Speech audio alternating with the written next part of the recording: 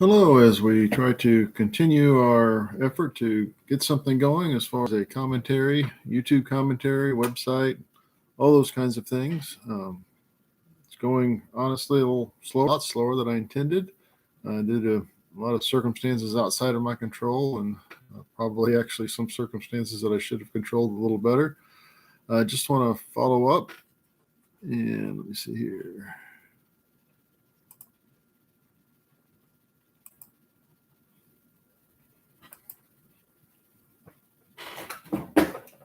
Okay.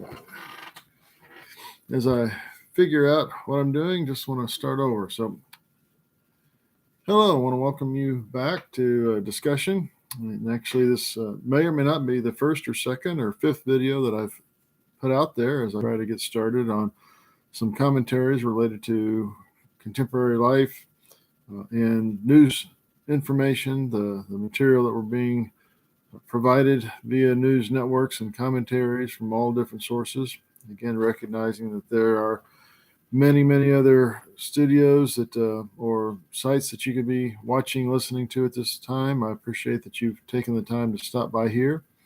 My objective is to, in 5 to 10 minute, segments, talk about issues from particular points related to broader issues, and then at some point down the way, kind of bring the discussion together to try to think about, okay, here are some different perspectives from considering these different issues. As we think about these different perspectives, which ones do we each individually choose to accept? But how can we corporately agree to disagree and have a more productive society as a result, and more productive individual lives as a result of having thought through these things together? So there are all kinds of topics and items in the news these days that we could talk about. And just to run through a quick list of some of the things that are out there, and then try to bring the focus down to what I want to try to look at in the first few videos that we put out. Some of the different issues include immigration and CRT, critical race theory, particularly as it relates to education and education itself, the state of education, K through 12 and university education in the country today. Voting laws, federal budget and deficit, and so many of these topics we'll see overlap in ways that we will, if we haven't already thought about how they overlap. And again, I'm hoping that you all will help me see more clearly some of the overlap and what would help us have a more consistent perspective on these different topics. But so many of these issues will overlap. So as we're talking about one, we'll make reference to either a specific topic or issues that, in the context of our discussion on one topic, will in fact bear in how we look at a different topic later on. Pandemic spending and the whole economic context in which we live our lives, Marxism, socialism versus capitalism versus what we have, sometimes referred to as crony capitalism. To what degree does our way of conducting our economy actually reflect any particular economic system? To what degree is it at least partial reflection of capitalism, which is what we typically refer to it as? What aspects of our economy and the way things are structured are actually not part of true capitalism, not part of capitalism as it ought to be expressed or could more productively be expressed, let me put it that way. In the same way, those who are calling, as many voices are today, for a transition to a more Marxist socialistic structure. What is it about Marxism, socialism, that would provide a better environment for living our lives as individuals and as communities of individuals compared to capitalism, either as we have it or as it ought to be? And as we consider, all those sources, the COVID policies, the freedoms that we have or that we don't have in living our lives as individuals in communities, the effort to define how we as a country, we as states, we as communities should respond to the threat of COVID. And we've seen all kinds of discussions over the last 18 months from about, I guess it was March of 2020, when we shut down everything, certainly by April, and then went into remote learning and shut down all the public gathering places, the economic impact, the government's response. I mean, so many of the things in that list of topics I've mentioned are all interrelated. And yet there are some basic principles, I would suggest, some fundamental assumptions about who we are, who we ought to be as human beings that underlie perhaps our response to what should or should not have been done in those different topics with respect to those different topics. And we'll talk about each of those, all of those in due time. But a lot of things, I think, boil down to the issue of resources.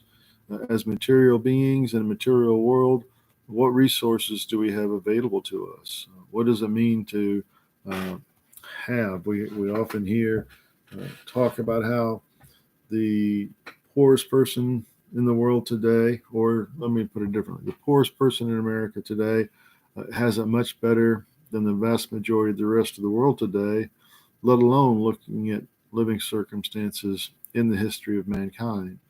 And how do we reflect on the different ways we look at material possessions, material needs, material wants, and our responsibility to each other as human beings in the context of human society and as material beings in the context of the world of finite resources. Uh, that how do we allocate resources? How do we decide who should control resources? The ownership of resources, private property versus communal property. How do we decide what resources should be used for? Who has access to resources? What is a renewable resource? What is versus a single-use resource, given the materials that we have and the results of using materials? What about the distribution of materials? As resources are concentrated in one part of the world but needed in another part of the world, what's the best way to facilitate that exchange of resources? Who has a right to, who should have access to resources that are found in different locations in the world, and who makes those kinds of decisions? So the distribution of resources, inheritance. To what degree should somebody have exclusive access to what somebody else has accrued over their lifetime? On what basis? Typically, it's on familial basis. But does that include rights and privileges? Just the stuff, just the material, just the economic aspects, all kinds of issues to look at there. And what do we mean when we talk about rights? Even rights by existence. As a human being, I have a right to the Constitution, the Declaration of Independence, the founding documents, in large part are framed in the context of and include the statement, that we have these inalienable rights, a way of looking at who we are as individuals and as citizens, individual citizens, in the context of the broader social structure, the broader political structure. A relatively, if not absolutely unique way of looking at the individual vis-a-vis the broader community at that point in history when our Declaration of Independence and the Constitution were written over a couple of centuries ago. How does that play out today? What's different in the world today compared to the world then, compared to the periods in history to which we may refer as a basis for claiming how we ought to live today, whether it's a philosophical or religious framework from which we are primarily operating or from which we claim to operate? So, what rights are there? What claim to material possessions are there? As there are concerns about who does and who does not have access to resources today in America, with many voices saying everybody has access to everything, and other voices saying no, many have access to nothing, or at least not enough. What is it that causes many, many more people, I would suggest, to flee to the United States rather than flee from the United States to somewhere else in the world? that would be presumably a better place to live. And those kinds of issues, those kind of topics, who puts forth the ideas, how they catch their ideas, numbers of people that come into the United States, who immigrate into the United States, IMM versus immigrate, EM, out of the United States. Those are the kind of things where I have some ideas, but I don't have time to follow through on trying to get a lot of the information, a lot of the data, to know where to look for the best data, to know that sometimes there are conflicting pieces of data out there. Masks work or masks don't work. How do we get to a source or sources of information that we can all recognize? Okay, here's a study that proves, or at least suggests strongly, that masks do or don't work. And it's a study that we can all agree on should be a key point in our decision individually as to whether or not we should wear masks. That if the government has the right to do so, that it should use to determine whether or not to command us to wear or not to wear masks. So all those kinds of things are the types of things that I want to look at going forward. I'm going to try to start with the issues on resources that I just mentioned and try to pick out one or two of those topics.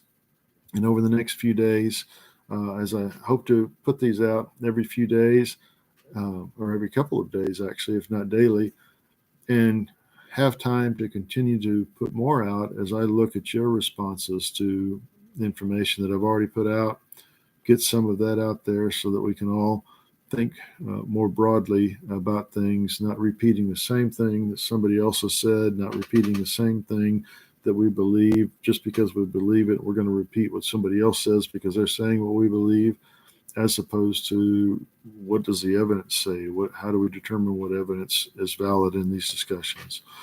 So anyway, that's all I want to say right now. I hope you will join me.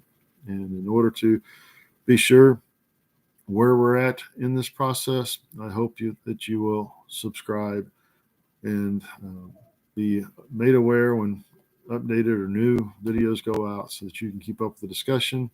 If you're not able to keep up, I fully understand, but I hope you'll drop by when you can, send me a comment, send me information on resources, and more than just resources, particular quotes, particular data sets that we can immediately bring into the discussion to supplement our arguments and to broaden our perspectives on how we ought to think about these things. Thank you all very much.